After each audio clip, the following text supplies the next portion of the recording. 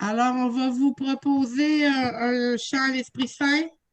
On va prier l'Esprit Saint pour qu'il ouvre nos cœurs à sa parole ce soir et qu'il donne les paroles aussi de sagesse à notre Moi, il y a curé. besoin Alors, de moi, je suis pas travailler habituée. fort. Je suis pas habituée. D'habitude, c'est Judith qui fait ça, fait que je vais essayer de faire ça Très bien. comme il faut. Judith, on t'entend. Elle a. Eh oui, je sais, ça marche, là, puis c'est bon. Mon problème est réglé. Bon, l'Esprit Saint. Est-ce que je mets le chant quand même, Judith? Si tu veux, oublie juste pas de cliquer sur Share Computer Sound. Je vais essayer, mais là, je suis perdue. J'ai perdu mon...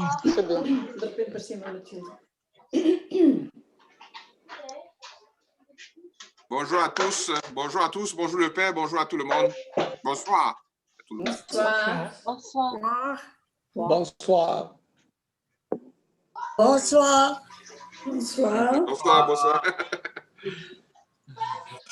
Bonsoir, petite. Allez. Si jamais t'es pas Judith, capable, je peux le est-ce mettre. que tu peux le faire rapidement? Si j'y arrive pas, là, j'essaye une dernière fois. Non, je l'ai ouvert, là. C'est bon, je vais le mettre. OK.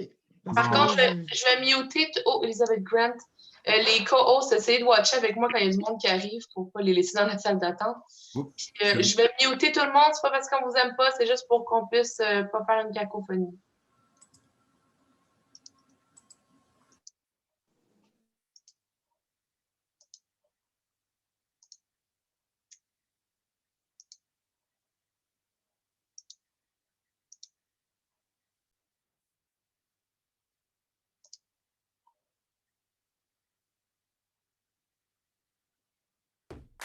Avec plus de 20 000 articles sur tonguay.ca, vous trouverez tout pour la maison chez Tonguay.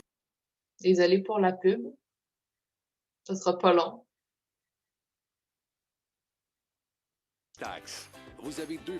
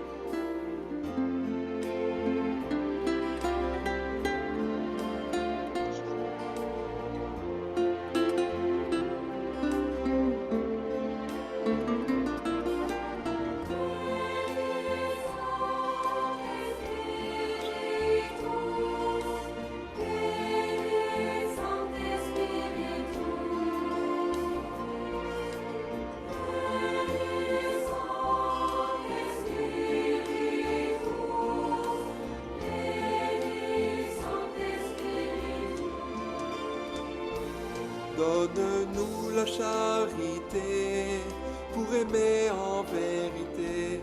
Viens, Esprit Saint, nous brûler de ton feu. Nous accueillons ta clarté pour grandir en liberté. Viens, Esprit Saint, viens transformer nos vies. Esprit de lumière, Esprit créateur, restaure-nous la joie, le feu, l'espérance, affermis nos âmes, anime nos cœurs, pour témoigner de ton amour immense. Esprit de lumière, Esprit créateur, restaure-nous la joie, le feu, l'espérance, affermis nos âmes, anime nos cœurs, pour témoigner de ton amour immense.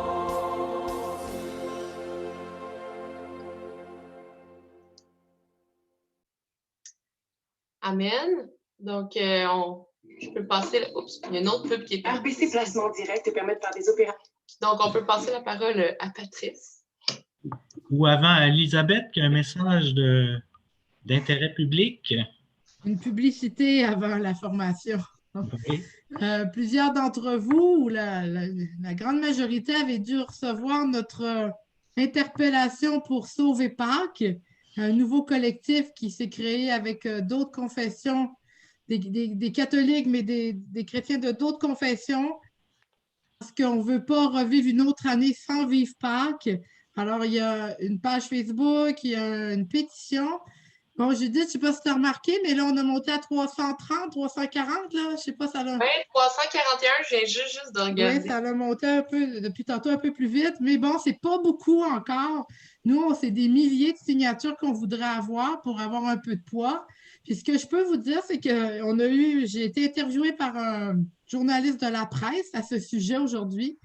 Mais un gars vraiment cool, qui avait beaucoup d'ouverture, puis il va y avoir un article bientôt dans la presse. Mais ça serait le fun que lorsque l'article passe, qu'on ait plus de signatures. Alors, je vous invite d'abord à signer si vous n'avez pas signé. Si vous avez signé, bien, passez-le, partagez-le, parce que je pense qu'il y a plein de gens qui ont envie de fêter Pâques, puis on est content de vous voir ce soir, mais mon Dieu que ça va être agréable, puis qu'on va être heureux de se retrouver en personne, puis de louer le Seigneur en personne, surtout pour Pâques. C'est que je vous demande vos prières à ce sujet, puis ben, de continuer à... En tout cas, si vous avez oublié ou si vous... de nous aider à partager puis à communiquer ça, là, tranquillement. On attend aussi d'autres églises, comme une église orthodoxe, là. Fait que ben, je vous remercie de nous aider. Je viens de vous mettre ça dans le chat, là, vous allez voir le lien pour la pétition. Merci. Alors, c'est à moi? Oui. Donc, je vais partager mon écran parce que, comme d'habitude, j'ai un PowerPoint. Parce que si je parlais sans PowerPoint, vous seriez endormi tout de suite. Là, vous êtes juste un peu assoupi avec un PowerPoint parce que vous pouvez suivre les images. Alors, voilà ici. Partager l'écran. Est-ce que tout le monde voit? Bien là, vous êtes muté peut-être. Bon. OK, la semaine dernière. Là, je regarde l'heure, 7h15. La semaine dernière, en plus de se donner des connaissances générales de base sur la Bible, je me suis surtout attardé à montrer comment la Bible, qui est, je vous le rappelle, pas juste un livre, mais une bibliothèque, comment la Bible était construite, comment elle organisait ses collections. Aujourd'hui, je vous ai promis qu'on se donnerait le panorama complet de l'histoire de plusieurs siècles que couvre la Bible d'un couvert à l'autre, de la Genèse à l'Apocalypse. Ce que je ferai, mais mon entretien est en deux parties aujourd'hui. Avant de vous donner le panorama de l'histoire biblique, j'aimerais prendre quelques minutes pour répondre à des questions un peu fondamentales que je résumerai par celle-ci. La Bible est-elle inspirée? La Bible dit-elle vrai? et y a-t-il révélation dans la Bible ou par la Bible? Et c'est important de se faire une idée claire sur ces questions car les détracteurs de la foi judéo-chrétienne vont souvent user d'arguments puisés à même la Bible pour essayer de démontrer que tout ça ne tient pas debout, que ce sont des histoires invraisemblables qu'il y a dans la Bible, qu'il y a de la mythologie, que c'est rempli d'anthropomorphisme. Anthropo, c'est l'homme, morphé, c'est la forme. C'est quand on essaie d'imaginer Dieu en forme humaine. Un Dieu en colère, un Dieu qui se venge, un Dieu... Bon, bref. Il y a plein d'anthropomorphismes dans la Bible. Il y a plein d'erreurs dans la Bible. Il y a plein de contradictions. Ça contredit la science. Le monde n'a pas été créé en 6 jours, on le sait. C'est impossible. L'argument fallacieux qu'on entend souvent de dire « mais moi, je crois en la science, je ne peux pas croire en la Bible ». Bon, peut-être vous avez certainement tous entendu déjà ces arguments et peut-être y avez-vous un jour ou l'autre adhéré et peut-être y adhérez-vous encore. Donc, sans prétendre répondre adéquatement à toutes les questions, essayons d'en dire quand même quelque chose rapidement. Ça va être une réponse un peu pêle-mêle parce que je pense que ces 3 questions se recoupent l'une l'autre. Alors, mais à travers mon discours, je pense que je vais réussir à y répondre à ces 3 questions-là. D'abord, la première, la Bible est-elle inspirée? Je dis oui. Oui, nous affirmons, nous, Juifs et chrétiens, que la Bible est bel et bien inspirée, c'est-à-dire qu'elle est coécrite. C'est une œuvre coécrite par le Saint-Esprit et par le génie humain, par des rédacteurs humains qui sont allés avec leur art. Donc, oui, c'est une œuvre coécrite. Et nous affirmons qu'il y a dans la Bible une révélation de Dieu pour l'humanité. Je vais en parler un petit peu plus tard. Mais on ne comprend pas cette inspiration. Il faut faire attention quand on parle d'inspiration parce que tout de suite, il y en a qui comprennent l'inspiration comme si c'était une dictée, mot à mot. Or, ce n'est pas ça et ce n'est pas comme ça qu'on comprend l'inspiration des textes de la Bible. Ce n'est pas une dictée divine, mot à mot, où le Saint-Esprit, comme on le voit sur le portrait qui représente Saint Matthieu de Rembrandt, comme si le Saint-Esprit parlait de sa bouche à l'oreille de l'écrivain sacré qui est là, prêt à prendre mot sur mot ce que l'Esprit Saint lui dicte. Non, on sait que ce n'est pas ainsi que cela s'est passé pour aucun des livres de la Bible. Je pense que je ne suis pas un spécialiste de l'islam, mais je pense que les musulmans croient que c'est ainsi que le Coran a été inspiré à Mahomet. Et du fait que le texte est intouchable, il est figé, il est fixé. Alors, si le Saint-Esprit avait inspiré la Bible de la sorte, notre texte biblique serait figé, fixé, mot à mot, on ne pourrait pas y déroger. Donc, j'ai dit la semaine dernière qu'on n'avait pas dans l'Église, puis même chez les Juifs, puis chez les autres chrétiens, on n'a pas un texte figé, immuable, mot à mot. On vit avec des manuscrits de chaque livre biblique qui peuvent comporter des variantes. Nous vivons avec plusieurs traductions dans toutes les langues du monde et nous disons que ces textes, même s'ils diffèrent un peu les uns des autres, sont la parole de Dieu, les Écritures inspirées. Donc, ce n'est pas une dictée mot à mot. Et oui, dans la Bible, vous allez trouver des erreurs, vous allez trouver des contradictions, vous allez trouver des choses que contredisent les découvertes scientifiques. Et ça nous vient de... En fait, notre manière de voir cette inspiration a évolué au cours des siècles. Il fut un temps où on avait moins de connaissances scientifiques, là, avant les grandes découvertes scientifiques, où on croyait que parce que l'Écriture, la Bible, était inspirée du Saint-Esprit, la Bible ne pouvait pas comporter d'erreurs. dans tous les domaines. Or, puis ça a d'ailleurs été l'affaire Galilée. Galilée, où on commençait à découvrir l'espace, le cosmos et tout, on commence à découvrir que c'est la Terre qui tourne autour du Soleil et pas le Soleil qui tourne autour de la Terre. Ah, là, ça contredisait la cosmologie que nous donnait la Bible.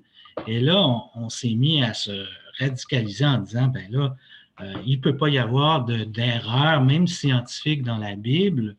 On parlait d'inhérence de la Bible. Or, aujourd'hui, on a compris, et on a évolué aussi, là, on a compris qu'aujourd'hui, il y a bel et bien, j'en parlerai tantôt, il y a bel et bien une inhérence, c'est une absence d'erreur dans la Bible, mais pas concernant tous les domaines, comme le domaine scientifique ou même l'histoire. Puis il peut y avoir des contradictions dans la Bible. Alors, l'inspiration ne signifie pas l'inhérence de la Bible dans tous les domaines. Mais dans un certain domaine, oui, il y a une inhérence de la Bible. OK.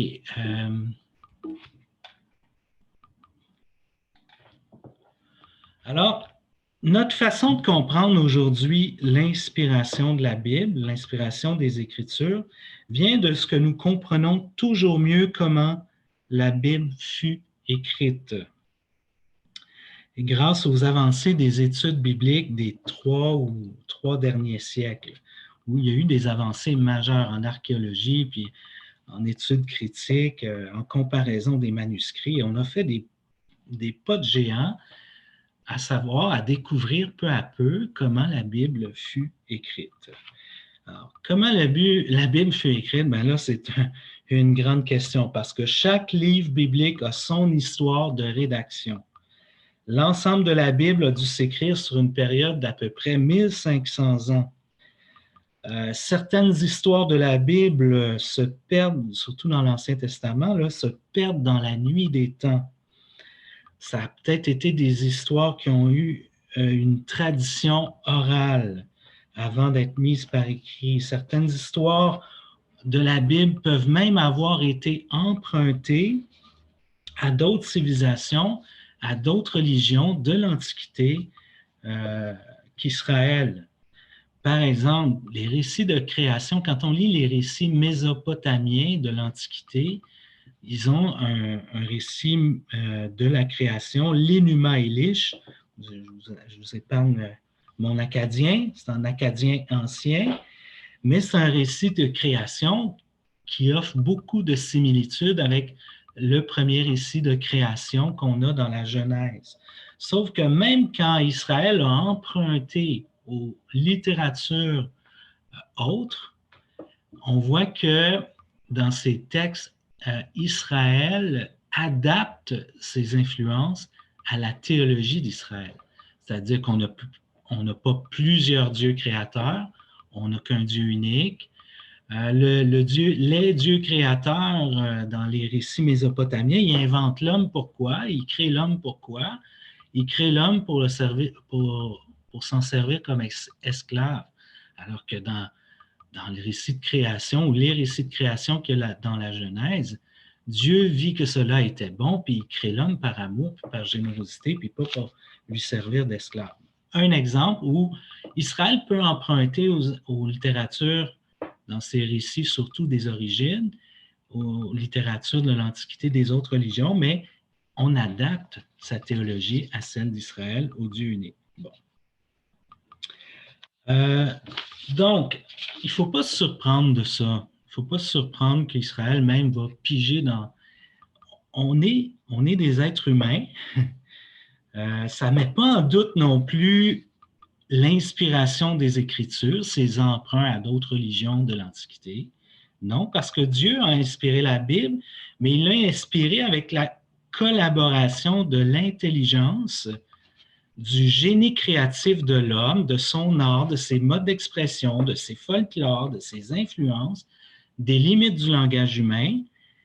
Et je pense qu'on comprend l'inspiration aujourd'hui, j'essaie de changer ici, comme si le Saint-Esprit avait accompagné tout le processus de production des textes bibliques à partir de l'oralité des récits très anciens qu'on se racontait autour du feu de tribu en tribu, parce qu'on était au départ des tribus nomades qui se racontaient des histoires, par exemple l'histoire des ancêtres, mais même dans l'oralité, un récit se fixe très rapidement.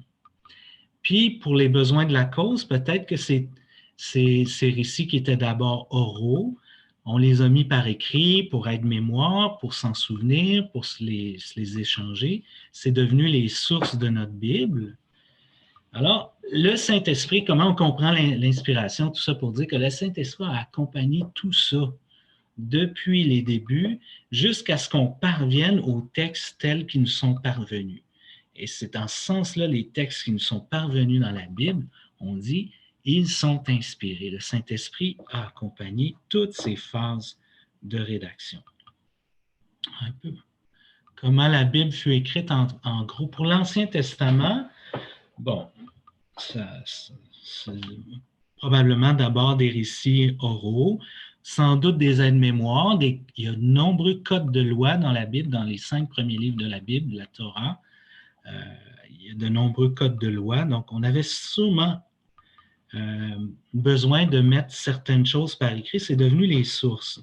Ce qu'on sait pour la formation de l'Ancien Testament, il s'est rédigé ou il est devenu un recueil tel qu'on le connaît en majorité des livres de l'Ancien Testament tels qu'on le connaît ont été recueillis, mis par écrit et systématisés, surtout durant les années de l'exil à Babylone. Et vous savez, en biologie, on dit le besoin crée l'organe. Un organe apparaît pour un nouveau besoin. Bien, l'organe d'Ancien Testament est apparu parce qu'on en avait besoin là, à la période de l'exil dont je parlerai tout à l'heure. On avait perdu le temple de Jérusalem qui avait été détruit. Tout ce qui nous restait, c'était la parole. Alors, il fallait la mettre par écrit, puis là, on s'est mis à la rédiger, à la mettre en collection, puis à la vénérer beaucoup plus parce que c'est ce qui nous restait. On n'avait plus le temple, il nous restait au moins la parole de Dieu. Et c'est là que s'est formée la majorité de la collection de l'Ancien Testament. Et pourquoi il y a des contradictions? Oui, c'est ça, je voulais dire. Des fois, il y a des contradictions dans les livres de la Bible. Par exemple, je donne un exemple. À la sortie d'Égypte, la traversée de la mer Rouge dans l'Exode. Vous irez voir ça et vous allez voir que carrément, on avait sûrement deux sources qui racontaient cet événement. Puis quand on lit l'événement, là, on voit que c'est contradictoire parce que pour faire traverser à pied sec les Hébreux, une des sources dit ben le Seigneur a fait souffler un vent toute la nuit, puis la mer s'est asséchée. Puis dans l'autre version, ben on dit ben Moïse frappe de son bâton la mer, puis ça se sépare en 2 murs d'eau, puis Israël passe au travers. Donc, c'est-tu par deux murs d'eau, ou bien c'est par un vent qui a asséché? On garde tout. On a un tel respect de la parole que s'il y a 2 sources d'un même récit, on va les mettre ensemble puis on va vivre avec ces contradictions-là. Ça explique en partie de différentes sources qu'on a des récits, les contradictions qui parfois il peut y avoir dans des textes de la Bible. Pour le Nouveau Testament, c'est plus facile. Là, on a des sources plus exactes, des données plus sûres. La formation du Nouveau Testament, grosso modo, on dit que ça s'est formé à la période apostolique des apôtres.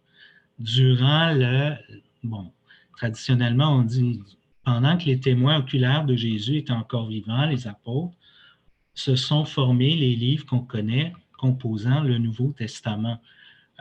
D'une période de l'an 30, l'an 30 c'est la mort de Jésus, allant jusqu'en 120. Vous allez dire c'est un peu loin, mais ça s'extensionne la vie des apôtres. Les derniers écrits du Nouveau Testament datent d'à peu près l'an 120, et on dit c'est des gens qui ont connu les apôtres ou des gens qui ont connu les témoins oculaires de Jésus, donc ça extensionne un peu la période apostolique durant laquelle se sont produits les livres du Nouveau Testament. Ce ne sont pas les évangiles qui sont apparus en premier, ce sont les lettres de Paul. Le plus vieil écrit du Nouveau Testament que l'on possède, c'est la première lettre aux Thessaloniciens, vers l'an 51, donc vers 20 ans après la mort, résurrection de Jésus, commencent à s'écrire des lettres de Paul. Ensuite apparaîtront les évangiles, ensuite apparaîtront d'autres écrits. Mais, vous voyez, le besoin crée l'organe. On s'est mis à écrire des évangiles quand les témoins oculaires commençaient à disparaître et à mourir. Là, il y avait une urgence de ne pas perdre le souvenir. Alors, le besoin a créé l'organe de créer le genre évangile pour ne pas perdre et pour faire de nouveaux disciples jusqu'à la fin des temps. Donc, on avait besoin de ça. Puis, quand les auteurs, là, comme Paul qui écrit sa lettre ou Jean qui écrit sa lettre, quoi que ce soit, ils ne sont pas en train de se dire « Hey, là, il faut que je me force là, parce que ma lettre va paraître dans le Nouveau Testament. » On ne sait pas. Ils ne savaient pas qu'ils étaient en train d'écrire le Nouveau Testament. Là, pour le Nouveau Testament, c'est la réception des écrits. Et ça s'est fait très vite pour constituer le Nouveau Testament parce qu'on a des témoins chrétiens du 2e siècle, comme Saint Justin, puis un peu plus tard, 3e siècle, Irénée de Lyon, Eusèbe de Césarée, bon, qui vont nous dire qu'au 2e siècle, on a déjà les 4 évangiles, les actes des apôtres, on a déjà un corpus de lettres. Donc, très vite, la réception va se faire vite des textes qu'on considère sacrés, inspirés du Nouveau Testament. Et on le sait aussi par les conversations, les écrits des pères de l'Église qui ont été les premiers commentateurs des Écritures. Alors, très vite, le Nouveau Testament, il s'est produit entre l'an 30 et 120, mais on a reçu ces textes-là comme étant inspirés puis utiles pour notre foi assez vite, dès le 2e siècle. Bon, OK. Qu'est-ce que j'ai d'autre? Donc, la Bible dit-elle vrai? OK. Ce qui m'amène à la question, la Bible dit-elle vrai? Là, je vais vous répondre oui, mais. Oui, mais si on lui pose les bonnes questions, quand on la questionne sur le pourquoi elle a été produite par Dieu et les hommes. Alors, si on voulait, par exemple, si on ne lui pose pas les bonnes questions, elle ne nous dira pas vrai dans tous les domaines. Donc, si on voulait trouver dans la Bible un traité de science, ben je regrette, mais la science va contredire la Bible sur bien des points. La Bible, il ne faut pas lui demander d'être un traité de science. C'est sûr que la création, ce n'est pas fait en 6 jours. On n'est pas des fondamentalistes. Alors, on sait, on connaît la science, on sait que l'évolution du cosmos, de la Terre, l'apparition de la vie, on comprend tout ça. Mais ce que dit le récit de création, par exemple, il dit des vérités. C'est qu'à la source de toute la création, il y a un Dieu aimant, il y a un Dieu qui aime l'humanité. Ça reste vrai. Donc, ce n'est pas un traité de science, ce n'est pas non plus, à proprement dit, un livre d'histoire, tel qu'on conçoit l'histoire aujourd'hui d'une science exacte. Il y a des choses historiques dans la Bible, bien sûr, mais il y a des choses moins exactement historiques ou plus ou moins dures à identifier dans l'histoire du monde ou plus ou moins corroborées avec d'autres éléments ou témoins hors biblique.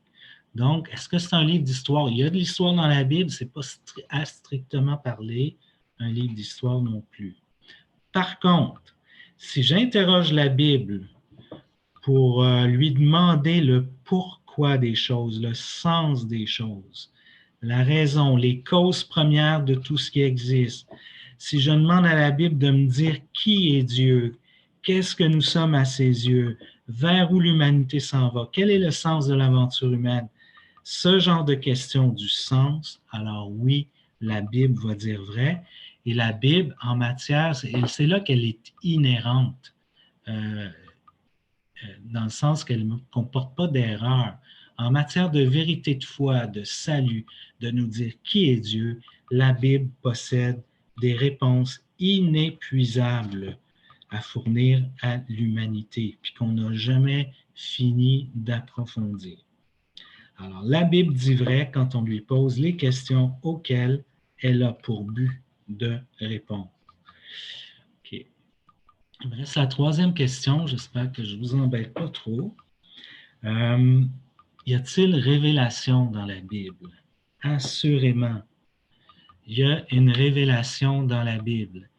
Et c'est Dieu qui a pris l'initiative de se révéler lui-même, de révéler lui-même son vrai visage par ce mode de la Bible.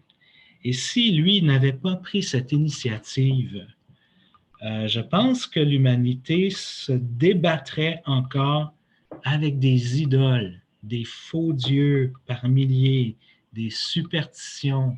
On serait beaucoup plus mélangés. Parce que la vie est difficile, la vie est menaçante. On s'imaginerait des entités au-dessus de nous qui nous veulent peut-être nous punir ou nous bénir, puis on essaierait de les amadouer. Mais c'est ça les idoles, hein? C'est des dieux et des déesses, des forces au-dessus de nous qu'on essaie d'amadouer pour qu'ils nous soient favorables. On serait encore là-dedans si Dieu n'avait pas pris lui-même l'initiative de nous révéler son visage. Donc oui, il y a une vraie révélation de Dieu à travers la Bible. Mais c'est une révélation progressive. Et je dirais, bon là, les plus jeunes d'entre nous n'ont pas connu ça, mais c'est une révélation comme un Polaroid. Un Polaroid, pour les plus jeunes, vous ne savez pas que les photos n'ont pas toujours été instantanées. Mais un Polaroid, c'était toute une nouveauté parce qu'au lieu d'attendre d'aller faire développer le film, d'attendre le retour des photos une semaine plus tard, là, il sortait une photo de cet appareil-là, mais la photo, elle sortait noire. Et peu à peu, l'image qu'on venait tout juste, le cliché qu'on venait tout juste de prendre, l'image apparaissait du plus foncé, puis ça prenait de la lumière, puis finalement, au bout de quelques minutes, la photo était développée devant nous en apparaissant progressivement, toujours de façon plus claire. Eh bien, c'est comme ça que la révélation de Dieu se fait à travers les pages de la Bible. En ouvrant votre Bible à la première page, vous n'aurez pas encore le parfait portrait de Dieu pleinement développé à la première page, mais vous allez avoir un début de réponse à savoir qui est Dieu dès la première page de la Bible. Il y a une révélation progressive de l'image de Dieu et chaque livre biblique, et je parle surtout de l'Ancien Testament, et il y a une évolution de la théologie à travers toute la Bible, hein. Le visage de Dieu devient toujours plus clair. Et là où l'image sera parfaitement développée, c'est quand on arrive au don du Fils, au don de Jésus. Jésus est la parfaite image du Père. Mais il y a déjà, avant d'arriver au Nouveau Testament, donc à Jésus, il y a déjà dans l'Ancien Testament une révélation progressive du vrai visage de Dieu. Puis on va le découvrir, Israël va le découvrir, c'est ça. La pédagogie de Dieu, comment s'est-il révélé? Il l'a choisi pédagogiquement, progressivement, en se choisissant un peuple à qui il a commencé à parler, à faire l'expérience de sa présence. Et c'est l'expérience spirituelle de ce peuple et de sa relation à Dieu, son alliance avec lui, qui est rapportée à travers les pages de la Bible, de l'Ancien Testament, qui nous révèle peu à peu, progressivement, qui est Dieu. Donc, au fil des siècles, Dieu s'est révélé progressivement à travers la révélation biblique. Et chaque livre biblique, donc, de l'Ancien Testament est, en somme, une radiographie de la théologie d'Israël à une période donnée de son histoire. Ça, j'ai dit, OK. Donc, la révélation totale, l'image parfaite, ne viendra que par Jésus-Christ, Dieu fait homme, parfaite image du Père. Et seul Jésus nous présente cette image parfaite. La révélation se termine donc, culmine avec Jésus et se termine, elle est complète et définitive avec Jésus et ça clôt avec le Nouveau Testament, ça clôt pour toujours et jusqu'à la fin des temps la révélation. Donc, aucune, même des révélations privées que des mystiques peuvent avoir aujourd'hui, n'ajouteront jamais rien à ce qui nous est déjà donné à travers la Bible et le Nouveau Testament. Si ça se trouve qu'il y a une apparition de la Vierge qui est authentifiée par l'Église ou quoi que ce soit, ça ne contradira jamais, puis ça n'ajoutera jamais à ce qui est déjà dit en substance dans notre Bible. La révélation est complète et définitive. On a tout ce qu'il nous faut jusqu'à la fin des temps, puis on a à l'approfondir, puis à développer le cadeau jusqu'à la fin des temps. Mais il n'y aura pas de nouveau cadeau. On a tout déjà. Okay. Voilà ma première partie terminée. Je pense que je vais arriver dans le temps. Donc, ce qui m'amène à la deuxième partie de vous faire, dans les prochaines minutes, le panorama de l'histoire biblique. Ce que je vous donne, c'est ce que j'aurais donc aimé qu'on me donne au grand séminaire au début de mes études bibliques. Un résumé des différentes époques de l'histoire biblique. Si on m'avait donné ce résumé, ça m'aurait fait gagner beaucoup de temps, ça m'aurait permis d'entrer bien plus facilement dans l'intelligence de toute la Bible. Je ne sais pas quel est votre niveau de connaissance biblique, mais j'imagine que la plupart d'entre vous sont un peu comme je l'étais à 20 ans quand je suis entré au grand séminaire. Je connaissais la Bible, je ne partais pas de rien. Je la connaissais, mais soit par des lectures que j'avais entendues à la messe depuis mon enfance. La vie de Jésus, je la connaissais assez bien. L'Ancien Testament, des histoires principales, des récits principaux, des personnages principaux, soit parce que j'avais eu dans la catéchèse, ou soit parce que j'avais vu des films bibliques. Vous savez, dans les années 60 et 70, il y a eu plusieurs grands films bibliques, c'était la mode. Alors, bien sûr, on peut approcher la Bible de cette façon-là aussi. Mais si j'avais des connaissances ici et là des récits de la Bible, ces histoires n'étaient pas situées dans l'ensemble de l'histoire biblique. Je ne sais pas si c'est votre cas, mais c'est pour ça que je trouve important de donner ça. Puis je donnais ça dans mes cours au grand séminaire à des séminaristes, puis ils m'en remerciaient. Donc, je pense que ce n'est pas inutile que je le fasse. Qu'on se donne des repères bibliques, repères historiques et géographiques pour mieux entrer dans la compréhension de la Bible. Si c'est déjà connu, ben, ça va être pour vous une revision. Si ce n'est pas familier, ben, je vous sauverai un temps précieux dans la découverte biblique. OK, d'abord dire que l'originalité de la révélation biblique, c'est celle d'un Dieu qui s'est révélé par et dans l'histoire. C'est unique, ça, un Dieu qui prend part à notre histoire. Ce n'est pas la révélation qu'on a reçue, nous, Juifs et chrétiens. Ce n'est pas une révélation qui nous tombe d'en haut, en dehors de l'histoire, comme un livre sacré qui serait descendu du ciel d'un coup, comme une connaissance ésotérique privilégiée qui serait donnée par des êtres divins, comme on le prétendait dans les mouvements gnostiques, par exemple. Ça ne vient pas d'extraterrestres, comme diraient les raéliens ou quoi que ce soit. Ça ne vient pas des astres, ça ne vient pas des planètes. Non, on a un Dieu personnel, qui a choisi de se mouiller à l'histoire de l'humanité, puis dans l'histoire avec tout son prosaïsme. Il s'est lié à ça, il a sauté sa patinoire de l'humanité, Dieu.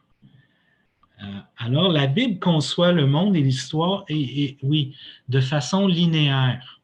C'est important de dire ça parce que dans certaines religions, notamment dans le bouddhisme, dans l'hindouisme ou quoi que ce soit, on pense que l'histoire, c'est quelque chose de cyclique, qui revient tout le temps, qui recommence comme un cycle. Non, pour nous, judéo-chrétiens, l'histoire est linéaire.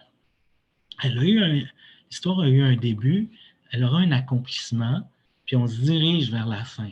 La fin dans le sens d'accomplissement et pas dans la fin de tout.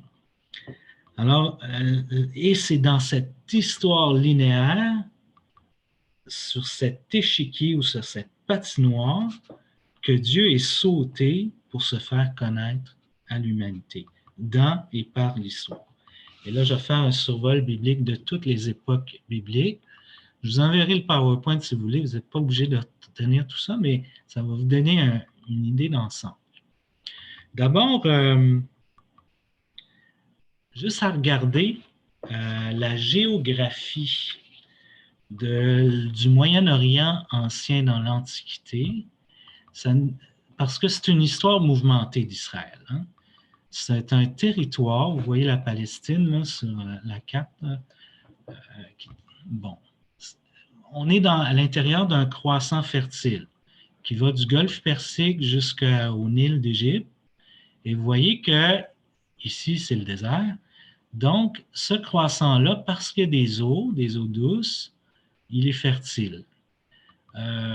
La Palestine se trouve à un carrefour entre des grands voisins.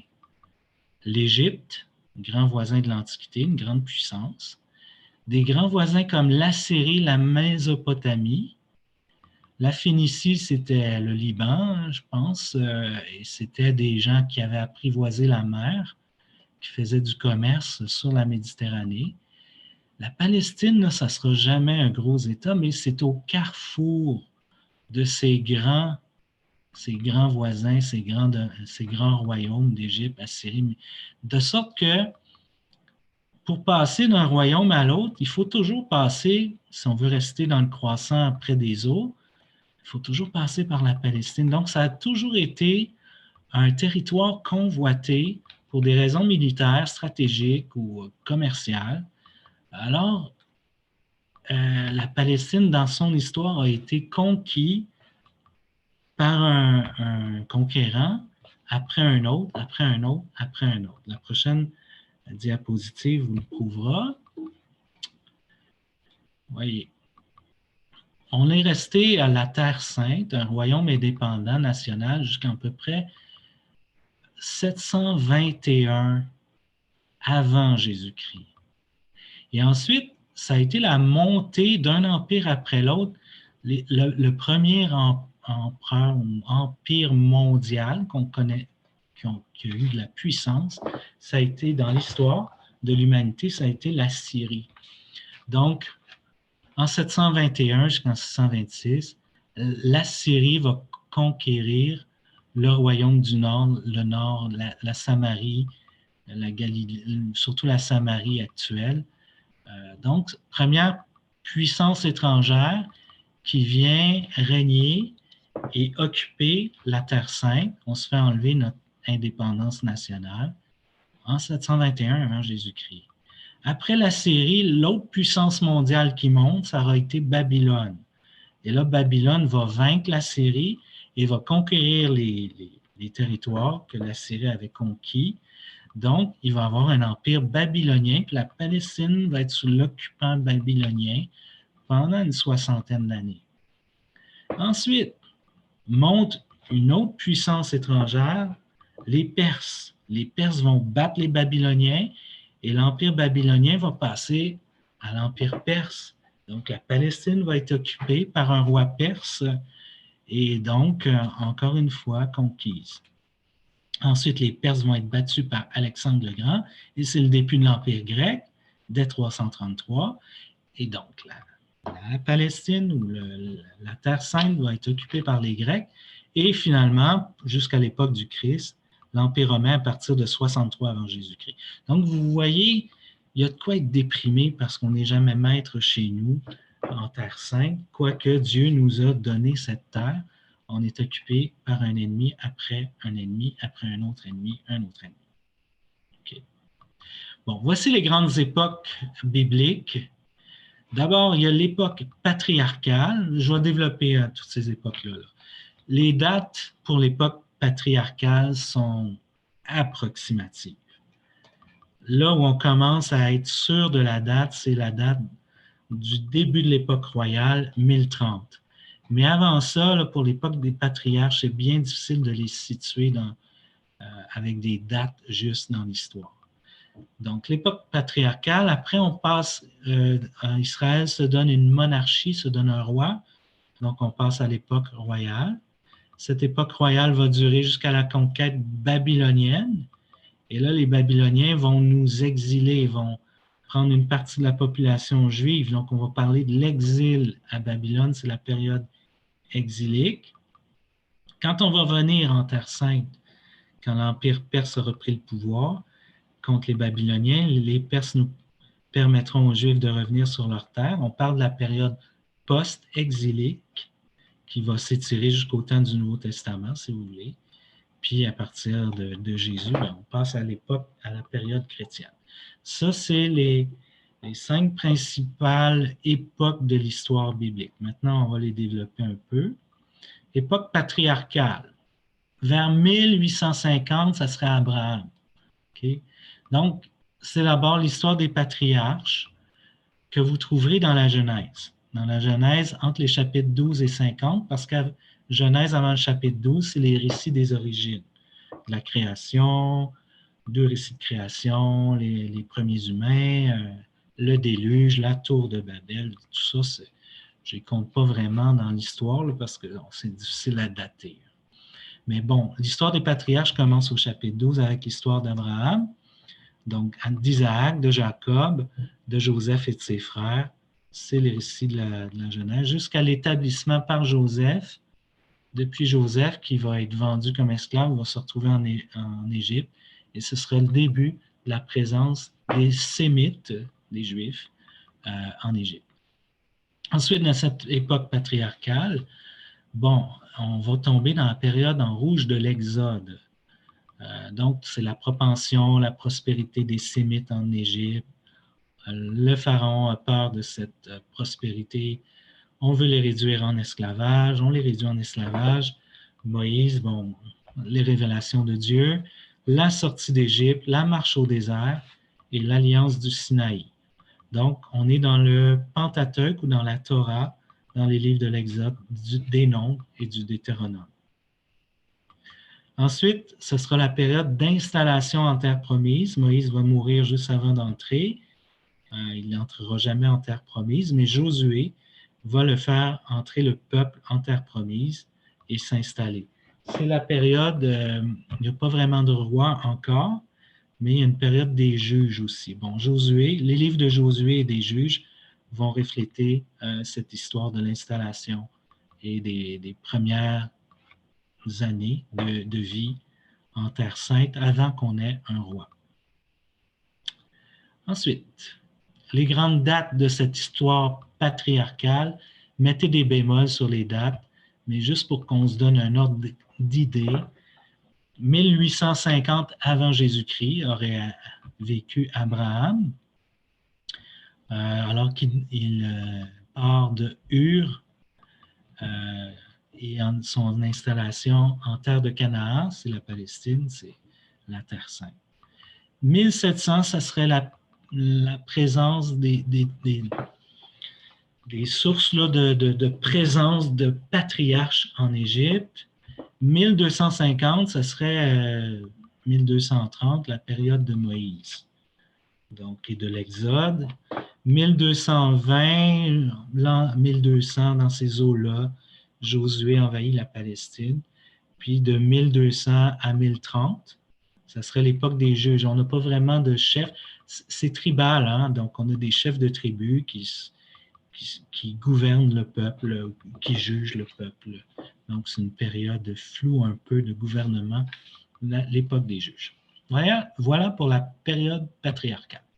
Ensuite, 1030, là, c'est une date assez sûre. À partir de là, on est assez sûr des dates. Donc, c'est l'époque royale. Le peuple d'Israël veut un roi comme tous les autres peuples. Et là, Dieu va concéder et un premier roi d'Israël va être oint. On va lui verser de l'huile sur la tête pour le oindre roi et ce sera Saoul. Ensuite, ce sera David et Salomon. Ces 3 rois-là auront un royaume unifié. C'est-à-dire le royaume du sud et le royaume du nord n'en forment qu'un. Du nord au sud d'Israël ou de la Terre Sainte, il y a un royaume unifié. ça ne durera pas, on va se diviser parce qu'on va rejeter le roi Roboam. Et là, ça sera en 931 un schisme, une séparation entre deux royaumes. Et dans la Bible, on parle du royaume du Nord, qu'on nomme aussi Israël, dont la capitale est Samarie, puis le royaume du Sud, dont la capitale est Jérusalem, au sud, qu'on appelle aussi Juda. Il y aura invasion du royaume du Nord. Je vous l'avais, le premier empereur assyrien qui conquit la Terre Sainte, il conquit le royaume du Nord, et ce sera la fin et la destruction du royaume du Nord en 721.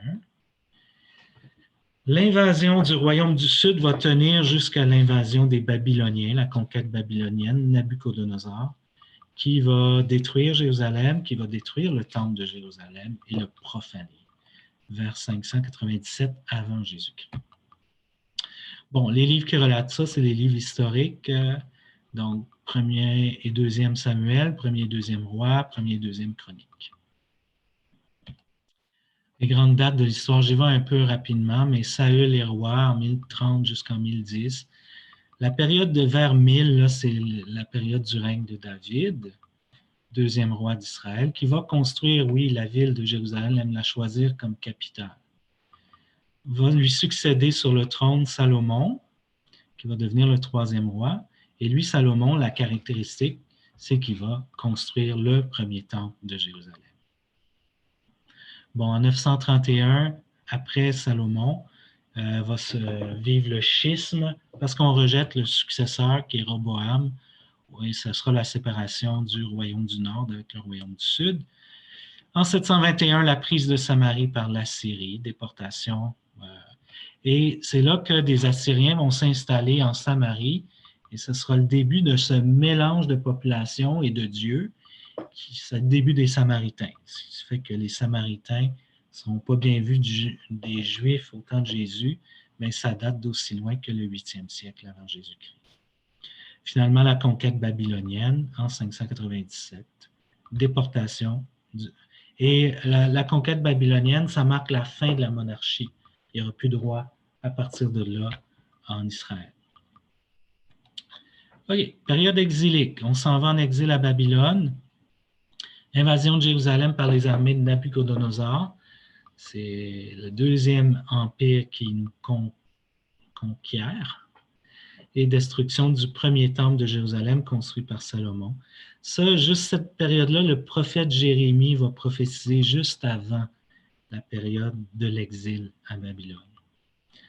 Il y aura plusieurs vagues de déportation d'une partie, surtout de l'élite de la population juive de Jérusalem à Babylone. Mais il y a quand même des Juifs qui vont rester en Jérusalem ou en Judée pendant cette période exilique qui n'est pas très longue, 60 ans, mais qui aura laissé des marques profondes dans l'histoire d'Israël. Un livre des Lamentations fait entendre la lamentation justement des Juifs restés dans un état d'extrême pauvreté à Jérusalem pendant cette période. Donc, plus ou moins 50 ans d'exil où une prise de conscience se fera. On n'a plus de temple, on n'a plus de terre, mais on a la parole de Dieu, on a la Torah. Puis on peut adorer le vrai Dieu, le Dieu unique. Et c'est la période de prophétisme du prophète Ézéchiel, qui prophétisera sur une terre étrangère.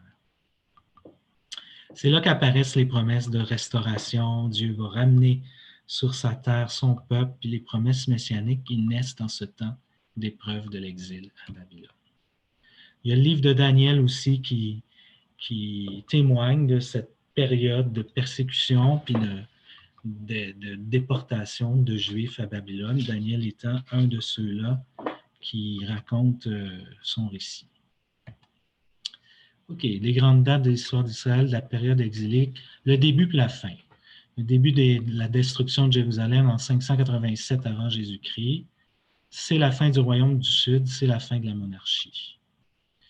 Puis en 538, le roi perse Cyrus, il sera vu comme un sauveur par Israël, parce qu'il fera son entrée à Babylone, il bat les Babyloniens,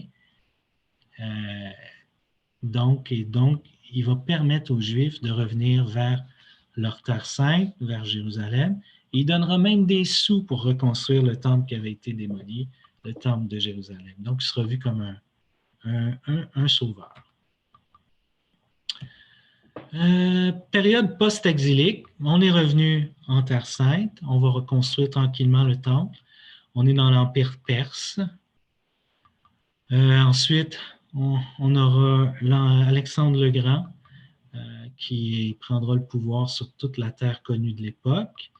Et il y a ici, au 2e siècle avant Jésus-Christ, après la mort d'Alexandre le Grand, il va y avoir des 10 rois grecs qui se divisent l'Empire. Et celui qui va essayer va régner sur Israël sera Antiochus Épiphane. Puis si on retient son nom, c'est parce que lui a essayé d'assimiler les Juifs de Jérusalem à la grecque, pour qu'ils vivent comme des Grecs. Et là, ça va donner lieu à une période du livre des Maccabées où les Juifs vont résister. Ils vont essayer de résister à l'assimilation, prendre les armes, essayer de se défendre. C'est une période importante. Les Maccabées vont réussir à reconquérir une relative indépendance jusqu'à ce que l'Empire romain prenne le pouvoir en 63 vers Jésus-Christ. Puis pendant la période de Jésus, on est encore sous l'occupant romain. Puis finalement, la période chrétienne, vous la connaissez.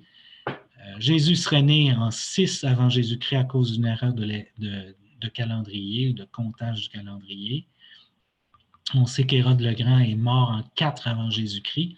Or, Luc nous dit que Jésus est né sous Hérode le Grand. Donc, il faut qu'il soit né avant 4 avant Jésus-Christ. Le ministère de public de Jésus, quand il sort de l'ombre, on le situe entre les années 27 et 30. On est pas mal sûr que Jésus serait mort. Il y a quelques possibilités, mais on est pas mal sûr qu'il serait mort en avril de l'an 30 et ressuscité. Donc, de 30 à 70, on peut parler des débuts de l'Église. En 64 et en 67, on assiste à Rome à la mort de Pierre et de Paul. Donc, il faut que les lettres de Paul aient été écrites avant 67. C'est les premiers écrits du Nouveau Testament.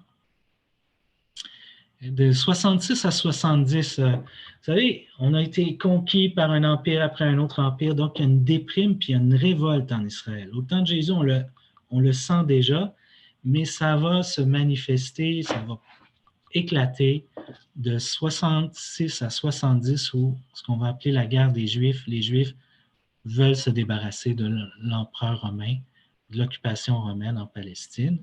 Évidemment, on ne fera pas le poids. En 70, les Romains reprendront Jérusalem et détruiront le temple de Jérusalem. Et après 70, le judaïsme va se réorganiser. On n'a plus de temple. On va se organiser autour de la synagogue. On va connaître un renouveau du judaïsme. C'est là que le judaïsme, après 70, va excommunier ceux qui croient en Jésus comme étant « Vous ne faites plus partie du peuple juif si vous dites que Jésus est le Messie ». C'est l'excommunication des chrétiens.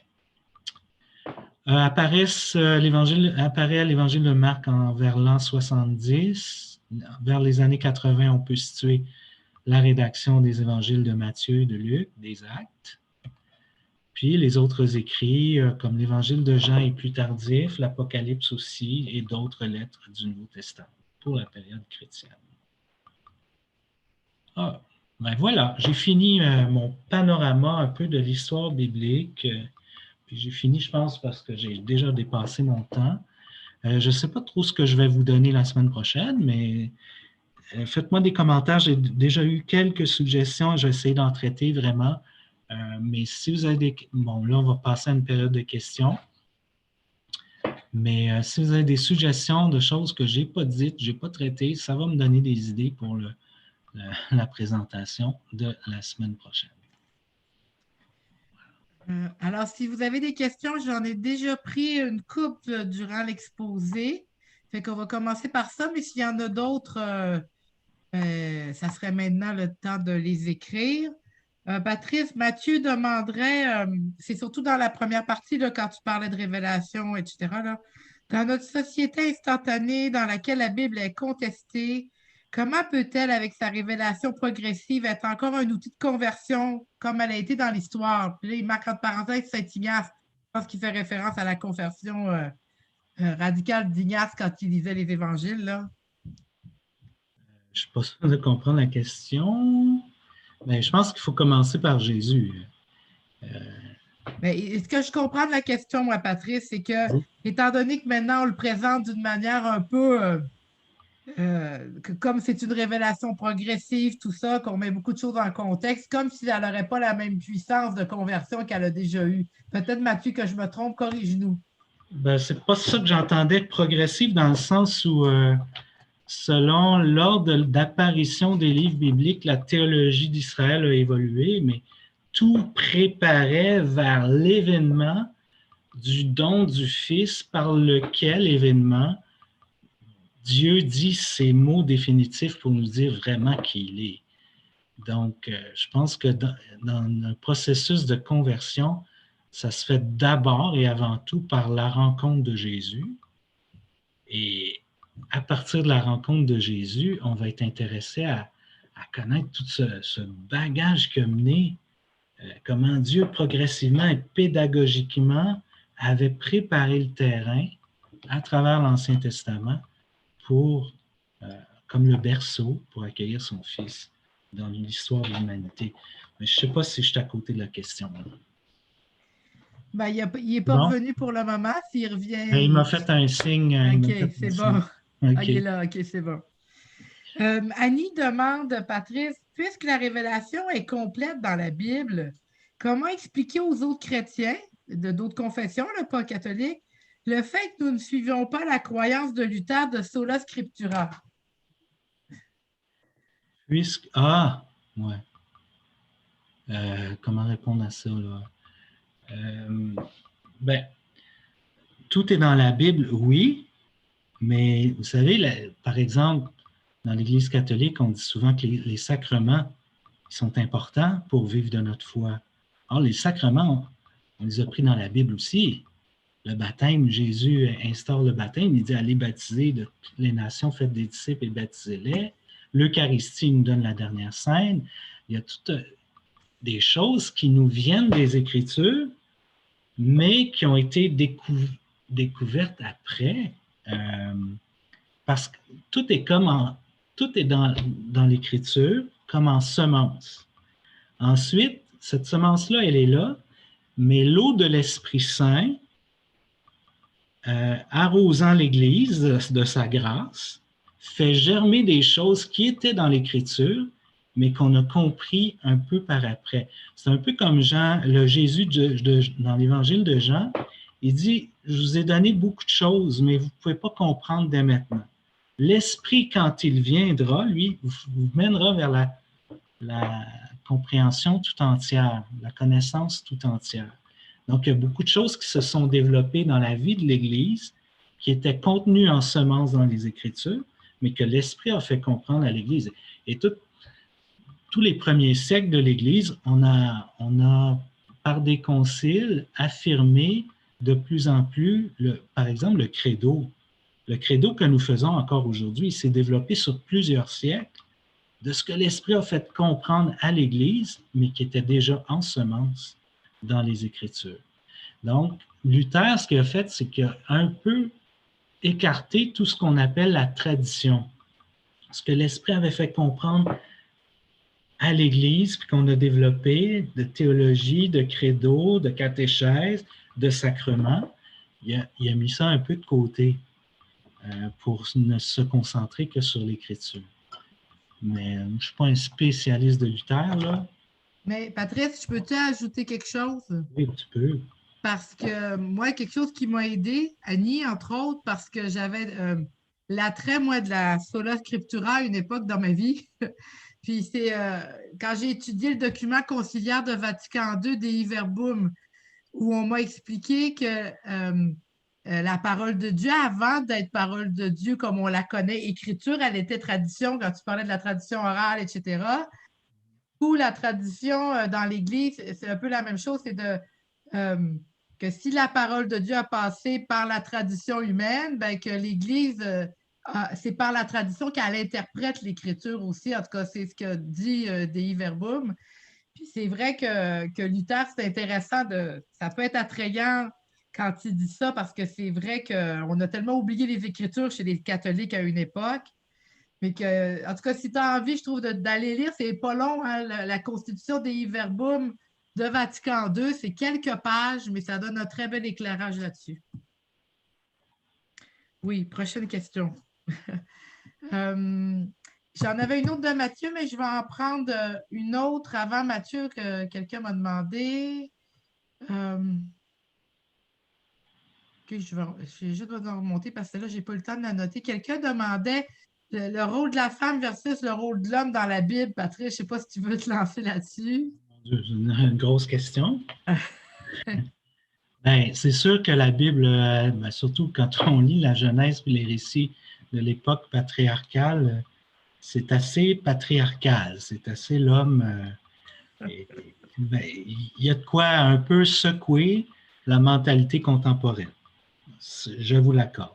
Par contre, il y a beaucoup de lectures de la Bible qui s'attardent à la femme dans la Bible. Ça, c'est des lectures qui sont très à la mode aussi, ou une lecture féministe de la Bible ou quoi que ce soit.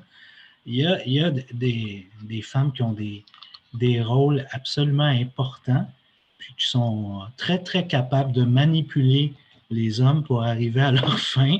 Il y a ces histoires-là aussi dans la Bible. Dans le livre des juges, hein, par exemple, il y a quelques femmes qui ont été des juges, donc des gouvernantes d'Israël à l'époque. Là, ça remonte à loin, ça remonte avant l'an 1000. Donc, il y a plusieurs femmes fortes dans la Bible. Mais c'est sûr qu'on n'est pas rendu à la révolution de la femme telle qu'on l'a connue au 20e siècle. Mais cela dit, ça dépend du livre qu'on lit de la Bible. Il y a 73 livres dans la Bible. Là. Puis Jésus a fait une place aux femmes dans son équipe. Donc, en Jésus, on est ailleurs, autrement dit. Il y avait... un peu. Le docteur Seniello nous dit le docteur Scott Hahn fait un bon éclairage là-dessus pour les arguments avec les protestants. OK, on est revenu à l'autre question. Okay. C'est un protestant qui est devenu catholique, je crois. D'ailleurs. Possible. Je vérifie, Patrick, j'en avais noté une autre de Matthieu. Quand tu parlais un peu, bon, l'histoire de la division, le royaume du Nord, du Sud, je pense, Juda, Samarie, les rois, les conflits. As-tu un livre géopolitique biblique qui facilite la compréhension de certains passages dans la Bible? Un livre biblique ou un livre autre? Il veut dire un livre autre, géopolitique, là, extérieur à la Bible, je pense, qui faciliterait la lecture. Vite de même, non. Il faudrait que je fasse des recherches bibliographiques pour ça. Désolé. Je pense qu'on a fait le tour. Est-ce que tu aurais une recommandation de lecture pour cette semaine, Patrice? Pour le troisième, là, j'ai travaillé beaucoup pour cette semaine, puis je n'ai pas travaillé, je sais, les plans de lecture, ce que vous attendez tous. Je vais réserver ça peut-être plus Bon, il y en a-tu qui ont suivi les devoirs, qui ont lu un évangile au complet ou 2 évangiles au complet depuis la semaine passée? Faites un pouce en haut si oui. Oui, Antonio. Il y en a d'autres? Ah, oui, il y en a d'autres, Nathalie. Bon. Non, mais écoutez, moi, je faisais la recommandation la semaine passée, commencer par un des 3 premiers évangiles.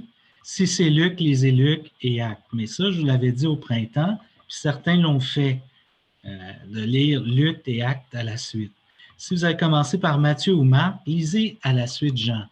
Et après Jean, c'est ça, je me dis, la suite logique du Nouveau Testament, ça serait peut-être de lire les Actes des Apôtres si vous ne les avez pas lus, mais peut-être pas de vous lancer dans les lettres de Paul tout de suite. Je vous suggérais d'aller lire les épîtres catholiques. Si vous avez lu l'Évangile de Jean, allez lire les 3 épîtres de Jean, par exemple, à la suite aussi. Puis si vous lisez les 3 épîtres de Jean, vous allez voir que la 2e et la 3e, ils ont juste une page. Puis la première épître de Jean, elle a 5 chapitres. Si vous lisez les épîtres de Jean, lisez-les dans l'ordre dans lequel elles ont été écrites. C'est-à-dire, vous commencez par la 3e, vous suivez par la 2e, et vous lisez la première en dernier, ce qui est sans doute la dernière. Elles n'apparaissent pas dans l'ordre chronologique dans lequel elles ont été écrites. Puis ensuite, les autres épîtres catholiques, soit de Pierre, de Jacques ou de Jude, c'est des lettres plus universelles, donc peut-être plus faciles d'accès, de compréhension pour nous que les lettres de Paul. Et c'est sûr qu'éventuellement, il faut aller découvrir l'héritage de Paul. Puis là, peut-être qu'il faudrait que je me mette en recherche de savoir dans quel ordre lire les lettres de Paul.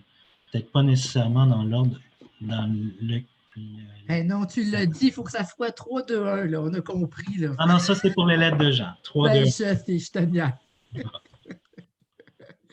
Mais sinon, la semaine prochaine, moi, j'ai commencé un plan de lecture de la Bible sur 1 an qui suit les époques bibliques chronologiques.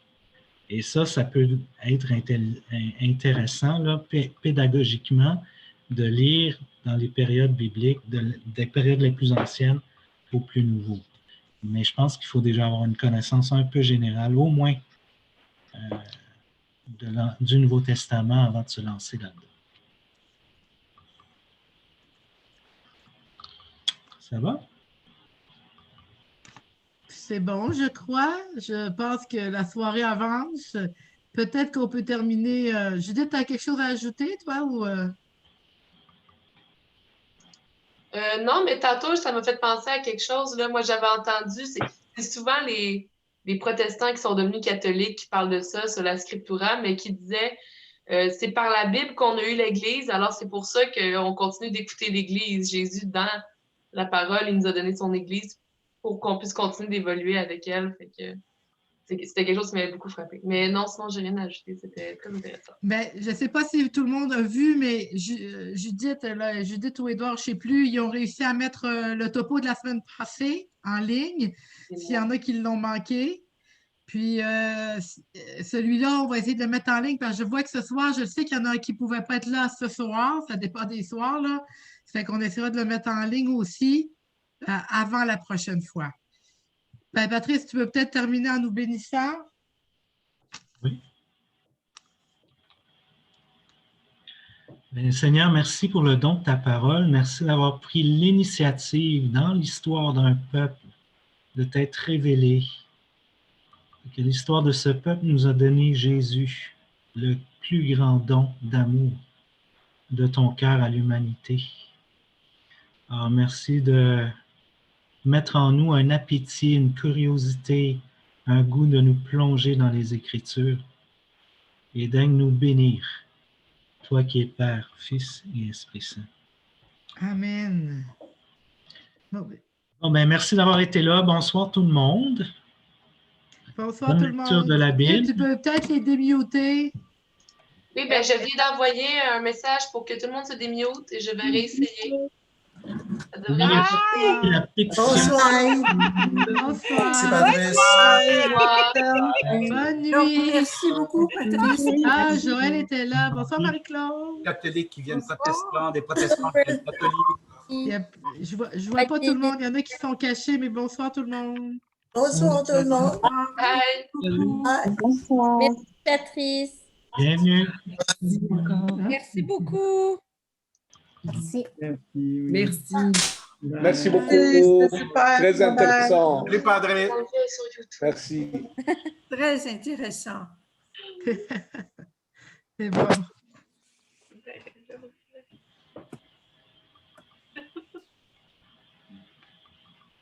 Papa, il faut que tu quittes le meeting.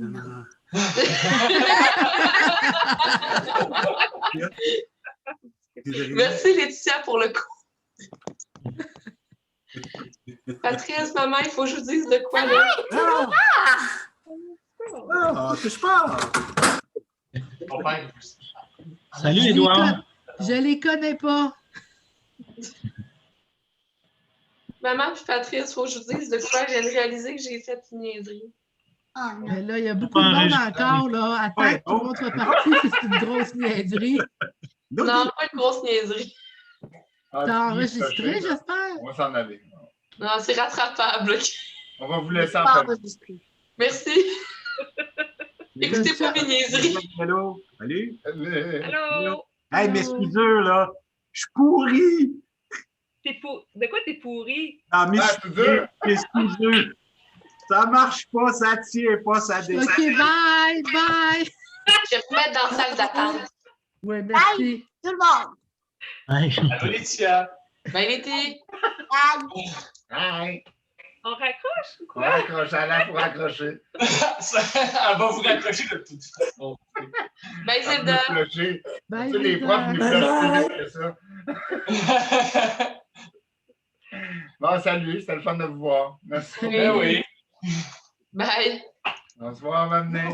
On mange tout le Oui. bientôt, hein? OK, il faut que je vous dise ce que j'ai fait.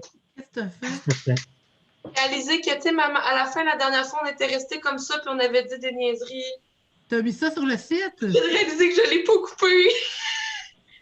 Mais là, on avait dit dire plein de niaiseries. Puis je sais pas ce qu'on a dit, fait que j'ai dit, donc là, vite, vite, après, il faut qu'on l'enlève, puis qu'on le coupe. Hey, dépêche-toi d'aller enlever Oui. ça. Je me souviens pas ce qu'on disait, c'est ça le pire, je pense. Eh bien, va, hey, vite, va enlever ça. Bon, bien. Bon, ben, il y avait 53 la semaine passée, il y avait 80. Non, 67. Non, non, il y avait juste 12 écrans de moins. Mais ça, je sais qu'il y en a une couple ou deux qui ne pouvaient pas cette semaine, mais qu'on en perde quelques-uns, c'est normal, là, mais c'était pas beaucoup, là. C'est pas. Puis moi, un truc qui m'impressionne, là, la famille Coudolo, là, on les voyait pas beaucoup. Puis le père, je l'ai vu 2 fois dans ma vie. Fait que Mais je il y trouve a ça vraiment cool qu'il soit là. Puis comment on apprend. Puis Il a dansé cet été au camp, par exemple, le père. oui, oui, ça me dit quoi. Mais c'est ça, fait que c'est vraiment le fun. Bon, ben, vous me donnerez des suggestions pour la semaine prochaine.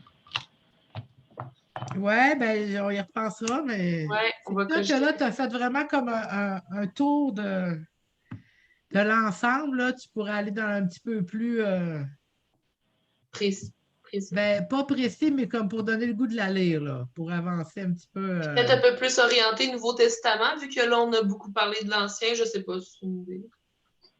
Mais c'était très bien. Malgré qu'il faut les orienter un peu où commencer dans l'Ancien aussi.